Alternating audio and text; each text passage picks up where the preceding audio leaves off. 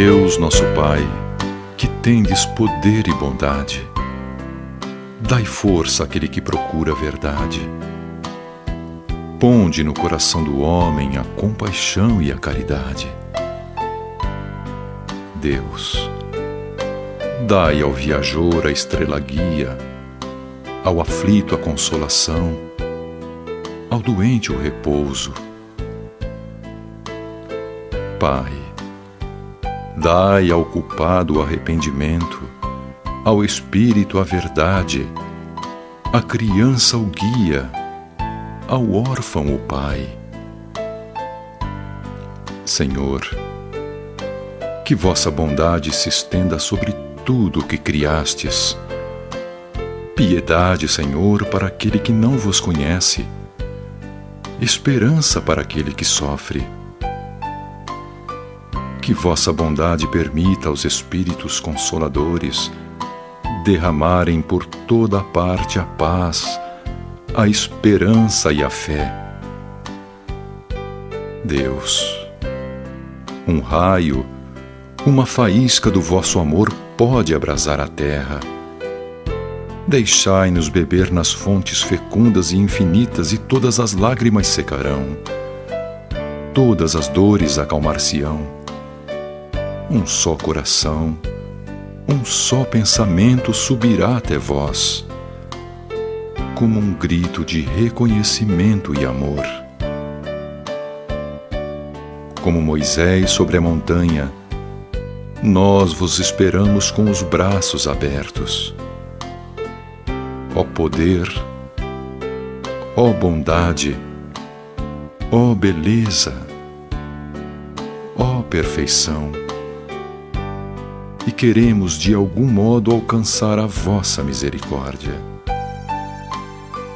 Deus, dai-nos a força de ajudar o progresso a fim de subirmos até vós. Dai-nos a caridade pura, dai-nos a fé e a razão.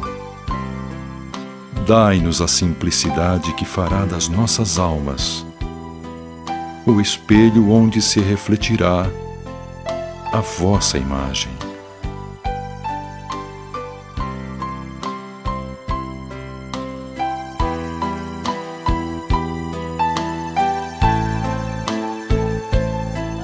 Irmãs, sejam bem-vindos ao nosso canal Jesus e Jacó, Casas Irmãs. Hoje, uma reflexão singela sobre o capítulo 3, onde nós vamos fazer uma reflexão sobre diferentes estados da alma na erraticidade. Para isso, vamos nos atentar a pensar que Deus é o princípio de tudo, soberanamente bom e justo, e que a casa do Pai é o universo, ou melhor, os universos, porque sabemos que são muitas as casas do nosso Pai. E que, para que se organize esses universos, se organize os mundos dentro do universo, ele criou as leis, que são as leis divinas, imutáveis, que regem a todos seus filhos. Toda a sua criação é regida por leis imutáveis, leis intransferíveis, insubstituíveis. Essas leis, dentro dessas leis, nós temos a lei de causa e efeito, que apesar de termos o livre-arbítrio, dentro da lei de liberdade, nós temos a liberdade, que é o livre-arbítrio, porém que, segundo os espíritos, não é uma liberdade absoluta, ainda não, porque não temos evolução para sermos donos da lei de liberdade no sentido conceitual de liberdade absoluta. Então, somos regidos por leis e precisamos cumprir essas leis, e dentre essas leis, o livre-arbítrio é a lei que sofre com, vamos dizer assim, imediatamente com a lei de causa e efeito. Deixa eu tentar me explicar. Se eu escolho o bem, logicamente, eu vou ter um efeito de acordo com a minha escolha, que é do bem. Se eu escolho o mal, claro que eu vou ter um efeito da causa que foi mal. Então, o efeito também não vai ser algo agradável. Então, a lei de livre-arbítrio, ela está submetida a outras leis, inclusive, mais diretamente, a lei de causa e efeito. Para entender a alma nesses diferentes estados na erraticidade, precisamos recordar que somos espíritos imortais. Fomos criados simples e ignorantes desde sempre, desde o início. A criação de Deus foi para todos igualmente. Foram criados simples, todos nós ignorantes. A proporção que fomos experimentando entre a polaridade do bem e do mal, nós nos tornamos o que somos. É o resultado de muitas escolhas que fizemos ao longo das nossas vivências, das nossas convivências, das nossas reencarnações. É preciso lembrar que quando a gente diz diferentes estados da alma na erraticidade, nós temos que estar atento a algo que a gente precisa fazer a associação. Espíritos são pessoas. Não deixaram de ser o que são. Espíritos são pessoas. São pessoas que não estão mais reencarnadas ou encarnadas, ou com corpo físico, ou com corpo material, e não estão mais reencarnadas. Porém, são pessoas. Pessoas que vão continuar na espiritualidade ser o que escolheram ser, como são. Então, nós somos espíritos imortais. E quando desencarnamos, somos pessoas que perdemos com a morte física, o corpo físico, e deixamos de habitar na Terra para habitarmos no espaço, nos mundos, nos diferentes mundos.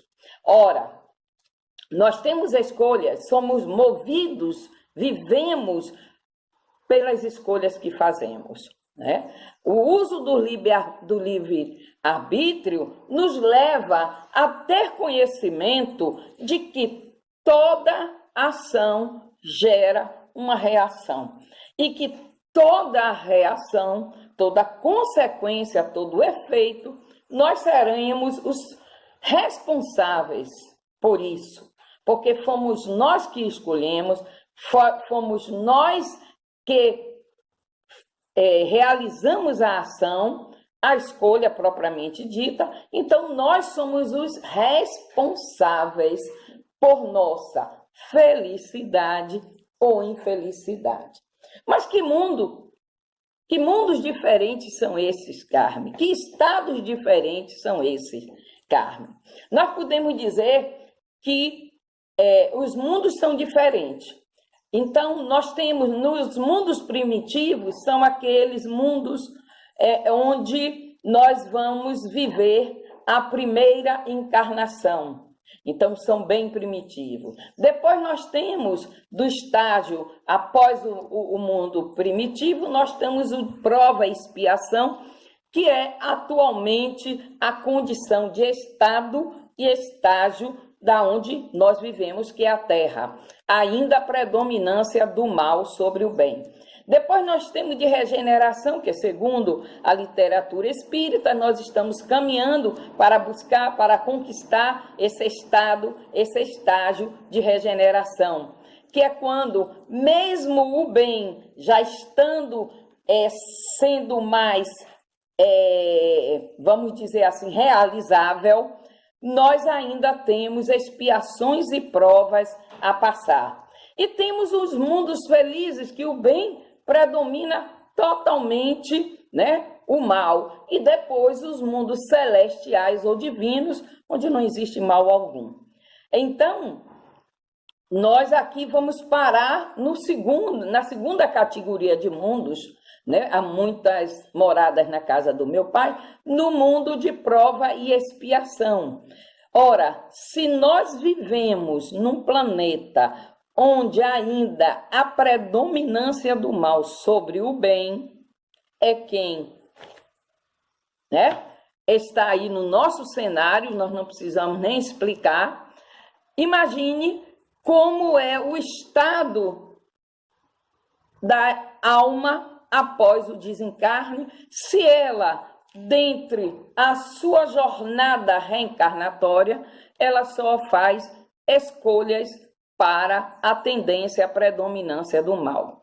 Então, a Terra é um mundo ainda onde, infelizmente, a predominância é ainda do mal sobre o bem. Então, o que é erraticidade? Erraticidade é, segundo o conceito dentro da literatura espírita, nós vamos encontrar André Luiz, Emmanuel e vários outros autores, inclusive o próprio Allan Kardec, fala que erraticidade é justamente o período, o intervalo entre uma encarnação e outra. Vamos dizer que eu desencarno e quando chego no plano espiritual, eu vou viver a vida do espírito. Esse período que eu vou viver como espírito no plano espiritual é chamado de erraticidade. E os espíritos que vivem na erraticidade são os espíritos errantes. Então, o estado de intervalo entre uma encarnação e outra é justamente a erraticidade. E qual os diferentes estados da alma na erraticidade? Ora, eu disse agora há pouco, anteriormente, que nós somos os espíritos errantes, os espíritos que moram e habitam nos mundos espirituais, no plano espiritual. Eles são pessoas desencarnadas. Então, como é que eu vou desencarnar e quero estar num mundo, vamos dizer, celestial, divino, ou somente num plano superior? Eu sou uma pessoa ainda imperfeita, ainda trago a necessidade de depurar, de me ajustar, de me corrigir, de ser cada vez mais uma pessoa melhor. Então, eu tenho certeza que eu posso não ir para um lugar muito ruim, mas eu também sei que não vou para um lugar muito feliz, porque ainda sei que sou um espírito em evolução, que preciso me corrigir, que preciso melhorar. Nós ouvimos no Evangelho segundo o Espiritismo que esse estado da alma na erraticidade pode ser também entendido como mundos, né? Às vezes, por exemplo, a mãe de Chico Xavier, Maria João de Deus, no livro dela Cartas de uma Morta, quando ela desencarna, ela tem o prazer de visitar outros planetas evoluídos, outros mundos evoluídos, e ela faz uma descrição fantástica, maravilhosa de como é a vida em mundo evoluído, em um mundo feliz. Logicamente, ela era um espírito feliz, que habitou a Terra, por isso que desencarnou tão cedo. Não havia necessidade dela atravessar expiações, provações, porque até a morte, como uma pessoa jovem, deixando a sua prole, os seus filhos, não lhe causou perturbação, não lhe trouxe infelicidade, não lhe trouxe angústia. Ela entendeu os planos perfeitamente, porque como espírito consciente de que ela necessitava desse desenlace e deixar os filhos com o marido, o ex-marido, e que eles iam ter outras experiências, eram necessidades dele e não dela. Então, pode ser também considerado, além de ser mundos superiores, no sentido de mundo de regeneração, diferentes mundos, pode ser também um mundo interior, íntimo, ou seja, pode ser entendido como estado de felicidade ou infelicidade do espírito. É bem interessante. Nós achamos, muitas vezes, que a pessoa que desencarna, fulano desencarnou, tornou-se bom, tornou-se anjo. Não, cada um vai levar daqui a bagagem das suas realizações, das suas experiências, de tudo que realizou ou que deixou de realizar. Nós não vamos mudar porque abandonamos o corpo físico. Aí, muitas vezes, a gente ouve as pessoas dizerem assim, fulano, meu Deus, ele era difícil, mas ele era uma boa pessoa. Como se a gente perdesse a pessoa e que a pessoa se transformou num espírito luminoso, num espírito maravilhoso. Não, nós vamos continuar ser o que somos. A herança é todo o bem ou mal que realizamos em nós e no outro. Então, como foi essa pessoa como encarnada? Como é essa mesma pessoa agora desencarnada? É a pergunta que eu faço. Será que ela vai transmutar, se transformar somente porque perdeu a matéria? Não. O que é que vai acontecer com o espírito? O espírito, ele vai, através da lei divina de amor, de justiça e de caridade, ele vai ter que um dia despertar e tomar consciência de que não está mais encarnado, não habita mais uma matéria, um corpo, não está mais naquela sua vida que ele deixou para trás. E vai tomando consciência do que ele é, do que vai se percebendo, vai percebendo as sensações, as emoções que vão chegando à borda, vão transbordando, vamos dizer, sinalizando coisas boas e coisas que poderiam ter sido feitas diferente. E esse espírito, através das suas percepções, das suas experiências, daquilo que a gente, entre aspas, chama consciência tranquila ou não, nós vamos ter a realização do mundo. Então,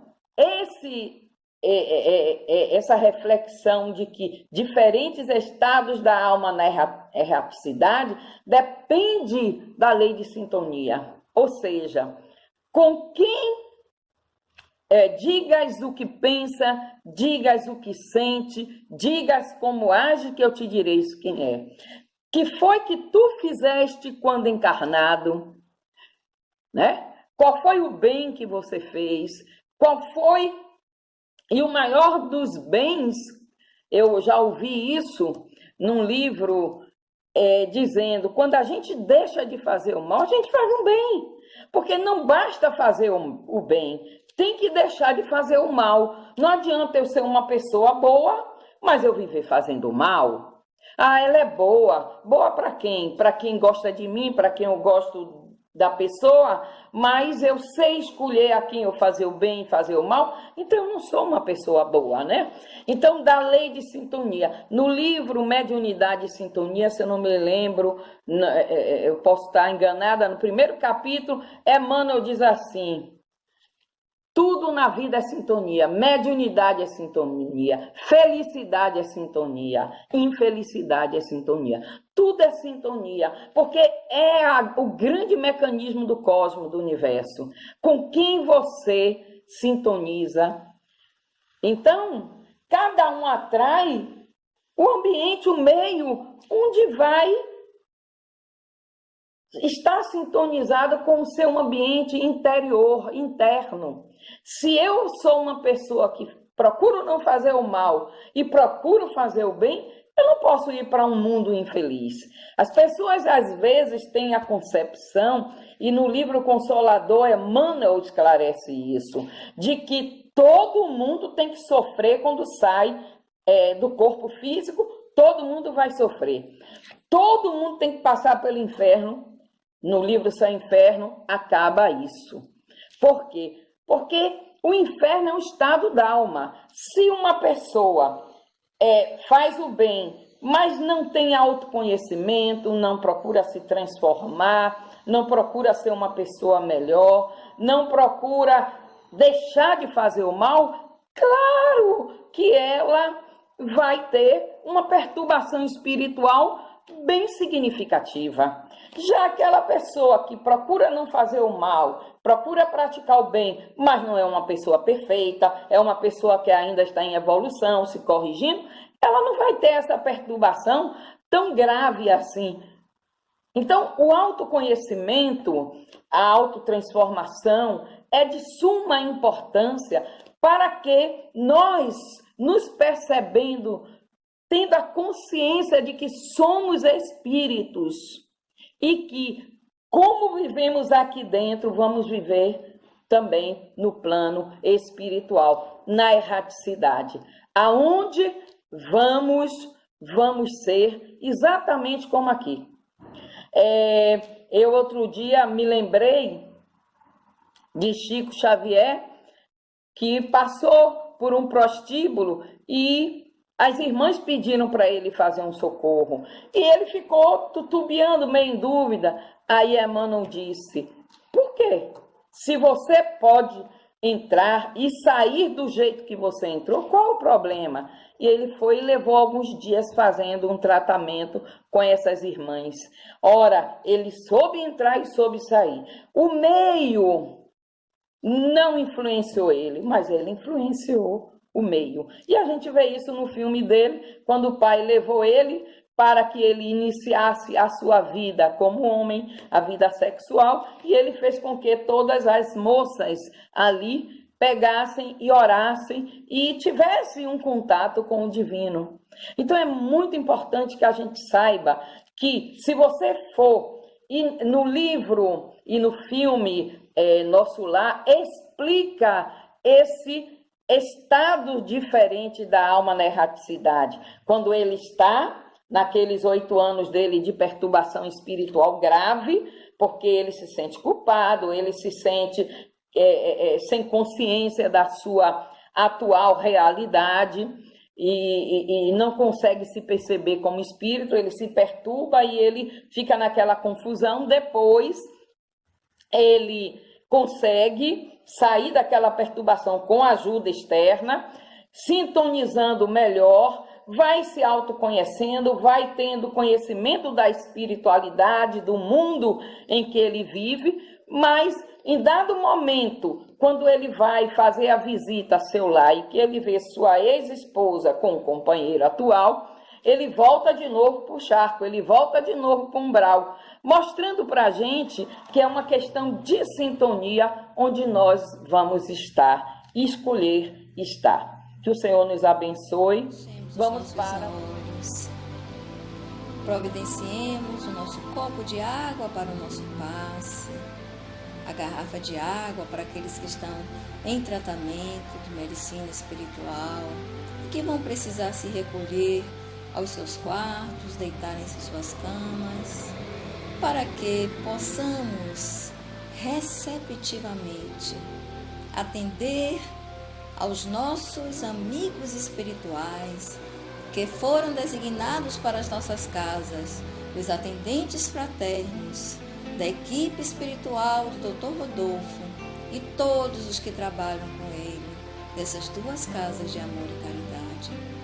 Que Deus esteja conosco, tenhamos fé, tenhamos a certeza do amparo espiritual mentalizando luz, mentalizando fluidos benéficos, que possamos perceber os eflúvios positivos no nosso ambiente neste momento. Nossa casa, com a sua psicosfera renovada pela presença dos atendentes fraternos, realizando uma limpeza no nosso ambiente, no nosso campo, no campo dos nossos familiares, deixando um ambiente propício ao nosso atendimento. Mentalizemos, irmãos e irmãs, um imenso chuveiro de bênçãos divinas a se derramar sobre nós, bênçãos plenas de raios luminosos, raios de saúde, raios de paz, de harmonia, raios de tranquilidade que a maioria de nós necessita. Pétalas amorosas se derramando sobre nós abundantemente. Ah, que maravilha, irmãos! Uma chuva de luzes, uma chuva de pétalas, pétalas cor-de-rosas, pétalas brancas, pétalas amarelas, que são derramadas abundantemente sobre nós e que, ao tocarem o nosso corpo, penetram-nos, suavizando os nossos males, as nossas dores do corpo e da alma, eliminando as nossas preocupações, na certeza de que teremos as soluções adequadas aos nossos problemas, na certeza de que raios luminosos de saúde estão atingindo exatamente os pontos de dores físicas, atendendo também as dores da alma que se refletem nas dores físicas. E essas bênçãos, abundantemente sobre nós, se derramam também sobre os nossos familiares que estão conosco neste momento, inundando o nosso lar de bênçãos maravilhosas, fazendo com que a psicosfera da nossa casa seja extremamente elevada. Gratidão, gratidão e gratidão é tudo o que sentimos neste momento. Gratidão por esses momentos, Senhor, de amparo, de proteção, de consolo, de atendimento espiritual às nossas necessidades, calando as nossas aflições, fazendo com que elas sejam transformadas em esperança, em certeza de dias melhores, que com certeza estarão por vir. Então, agradecendo ao Pai esta oportunidade que estamos tendo diariamente, possamos nesses breves momentos, enquanto os atendentes derramam sobre nós as bênçãos que necessitamos receber, mentalizemos e vibremos luz para todos que estão ao nosso redor, para todos aqueles que estão em sofrimento, para todos os nossos amigos, para todos os trabalhadores, frequentadores, colaboradores dessas casas que unidas levam fé, levam esperança. Raios de luz, de saúde, de imunidade sobre toda a nossa comunidade. Paz, Senhor, paz para os que estão doentes, paz para os que estão tendo dificuldades de encontrar auxílio, luz para os espíritos que partiram, paz para os familiares que aqui ficaram, paz para o mundo, luz para o mundo, cura para a nossa Mãe Gaia, nosso planeta Terra, que nos acolhe carinhosamente e a quem também agora acolhemos amorosamente no desejo sincero de que a cura se faça. Que assim seja. E encerrando a nossa reunião doutrinária da noite de hoje, vamos fazer a nossa oração. Que o círculo branco da paz e da harmonia se feche e se expanda através de nós, e que a luz de Jesus e de Maria nos envolva, nos ampare e nos acalme, e nos faça permanecer firmes e fortes, com fé, com esperança, na certeza de dias melhores. Que assim seja.